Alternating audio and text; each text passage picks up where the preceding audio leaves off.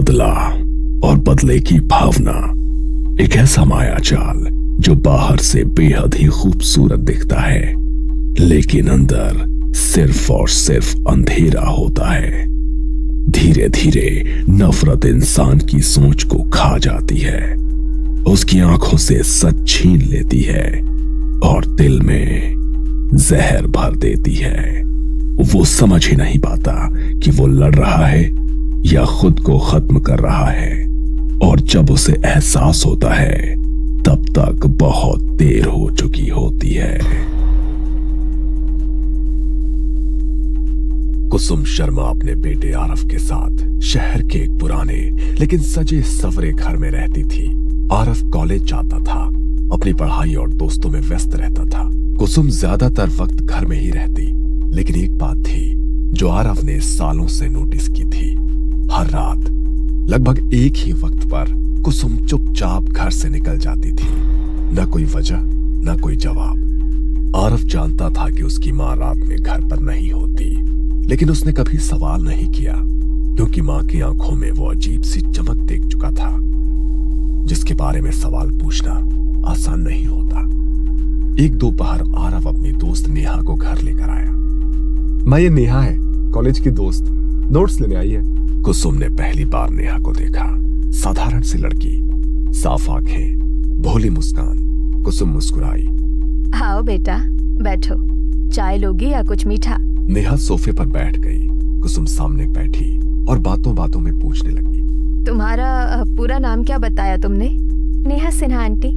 सिन्हा? अच्छा, तुम्हारे पापा क्या करते हैं? पापा विवेक सिन्हा, प्राइवेट कंपनी में है। कुसुम की उंगलियों ने कुर्सी को कसकर पकड़ा। आवाज भी नॉर्मल थी, लेकिन अंदर कुछ हिल चुका था। अच्छा, और मूल रूप से कहाँ के हो तुम लोग? गांव से ही आंटी, वही चंद्रपुर? वही गांव। कुसुम का भी वही था। अब शक गहरा हो चुका था। और तुम्हारी मम्मी? रिया सिन्हा, वो भी पापा के साथ उसी कंपनी में काम करती हैं। एक पल के लिए कुसुम ने आंखें बंद की, सांस गहरी ली और फिर बिना कुछ कहे उठकर किचन की तरफ चली गई। किचन में जाते ही उसके चेहरे पर एक कातिल मुस्कान आ गई। थोड़ी देर बाद वो प्लेट में मिठाई लेकर लौटी। घर की बनाई मिठाई है बेटा, खा कर देखो।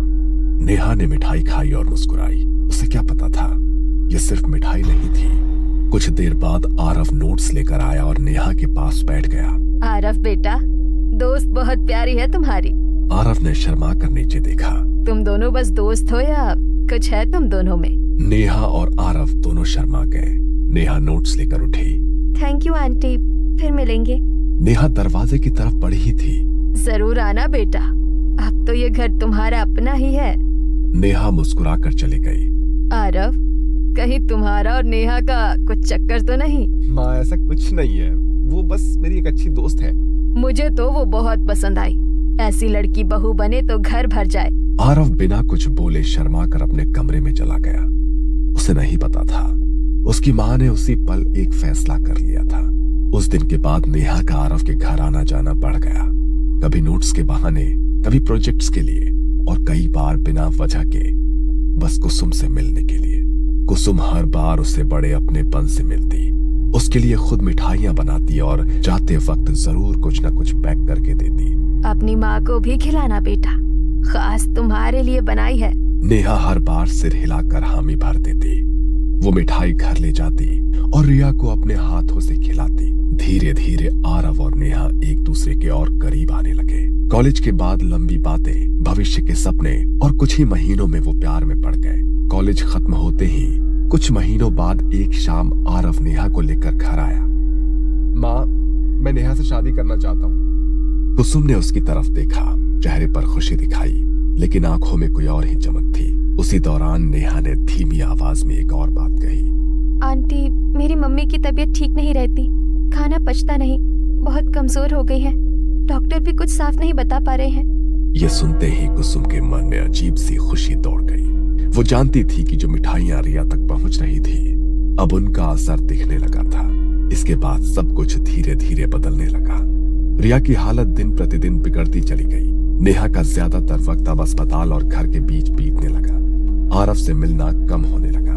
फोन पर भी बातें छोटी और थकी सी होने लगी और हर बार जब आरव बेचैन होकर ये बातें कुसुम को बताता, माँ, नेहा की मम्मी बहुत बीमार है। कुसुम के हाव भाव बदल जाते। उसकी आंखों में अजीब संतोष छलकता। एक रात कुसुम फिर घर से निकली। इस बार आरव ने उसके कमरे की तलाशी ली।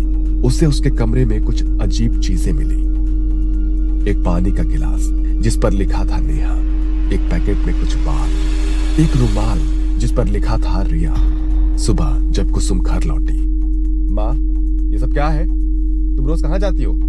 कुसुम कुछ पल चुप रही, फिर हंसने लगी। मैं जब भी तुम्हें नेहा की मम्मी के बारे में बताता हूँ, तुम्हें कोई फर्क ही नहीं पड़ता। तुम्हें नेहा पसंद नहीं है क्या? और ये सब चीजें तुमने कमरे में क्यों रखी है? कुसुम मुस्कुराई। ये सब अचानक नहीं हुआ था। जो कुछ कुसुम कर रही थी, इसकी जड़ें 20 साल पीछे दबी हुई थी। कुसुम शर्मा और विवेक सिन्हा एक ही गांव में पले बढ़े, बचपन से साथ खेले और कब दोस्ती प्यार में बदल गई उन्हें खुद पता नहीं चला। शाम के वक्त मंदिर के पीछे बैठकर बातें करना, मेलों में साथ घूमना और सपनों में एक ही भविष्य देखना। हम दोनों की शादी यही गांव में होगी। सबसे पहले पंडित जी को बुलाएंगे। और मैं शहर में नौकरी करके तुम्हें अपने साथ ले जाऊंगा। उस वक्त विवेक की बातों में भरोसा था और कुसुम के दिल में पूरा जीवन। कॉलेज खत्म हुआ, विवेक शहर चला गया नौकरी के लिए और वहीं से सब बदलने लगा। पहले रोज फोन आता था, फिर हफ्तों में, फिर महीनों में। विवेक, सब ठीक है ना? तुम बदल रहे हो। कुसुम, तुम्हें हर चीज में प्रॉब्लम दिखती है। ग्रो अप यार। और कुछ दिन बाद फोन आना बंद हो गया। विवेक और कुसुम की बातें लगभग बंद हो गई। 1 साल बाद विवेक अचानक गांव लौटा। कुसुम का दिल जोर से धड़क उठा। उसे लगा शायद सब ठीक हो जाएगा। उस शाम वो उससे मिलने गई। विवेक, अब तो सबसे बात कर लेते हैं हमारी शादी के बारे में।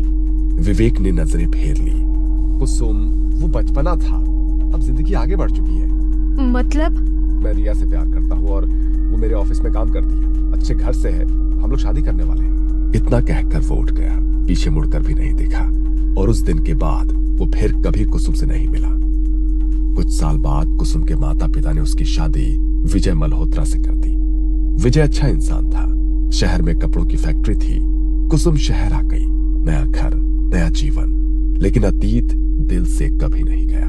जब आरव सिर्फ 2 साल का था, फैक्ट्री में आग लग गई। विजय उस आग से जिंदा नहीं लौट पाया। एक ही पल में कुसुम विधवा हो गई। वो रोई नहीं, वक्त ने उसे रोने का मौका ही नहीं दिया। बचपन से आज तक उसने आरव को अकेले बहुत कष्टों से पाला और फिर कुछ महीने पहले एक दुकान में कुसुम की नजर अचानक विवेक पर पड़ी। वो अकेला नहीं था, उसके साथ उसकी पत्नी रिया थी।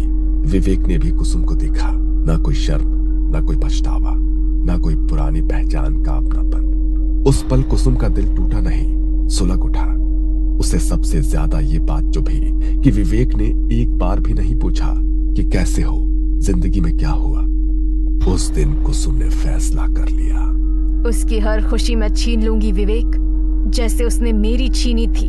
बचपन में उसने गांव की बूढ़ी औरतों से कई कहानियां सुनी थी काले जादू के बारे में। किसी ने धागा बांधा, किसी ने कुछ खिलाया और किसी की पूरी दुनिया उजड़ गई। तब उसने हंसकर टाल दिया था, लेकिन अब उसे वही रास्ता सही लग रहा था। वो छुप छुप कर काले जादू का प्रशिक्षण लेने लगी। हर रात घर से निकलती और अंधेरे में अपने अंदर के अंधेरे को और गहरा करती। और जब उसे पता चला कि नेहा विवेक की बेटी है, तो उसे लगा भगवान ने खुद उसे बदले का रास्ता दिखा दिया है। मिठाइयाँ, बाल, नाम लिखा गिलास, रुमाल, ये सब इत्तेफाक नहीं था, ये सब मैंने ही किया है। इतना ही नहीं, मैंने ही नेहा को तुमसे प्यार करने पर मजबूर किया है। मेरी दी मिठाई खाकर ही वो तुम्हारे प्यार में पड़ी है।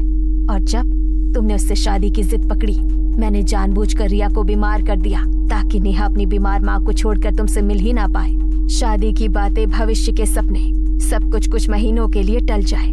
मैं चाहती हूँ पहले रिया टूटे, फिर नेहा और आखिर में विवेक। रिया बीमार पड़ चुकी है, दवाइयाँ बेअसर हो रही हैं और अब पीछे हटने का कोई रास्ता नहीं है।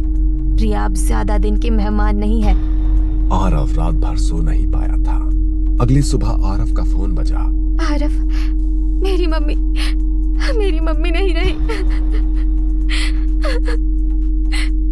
आरव के हाथ से फोन छूटते उसकी आंखों के सामने अंधेरा छा गया।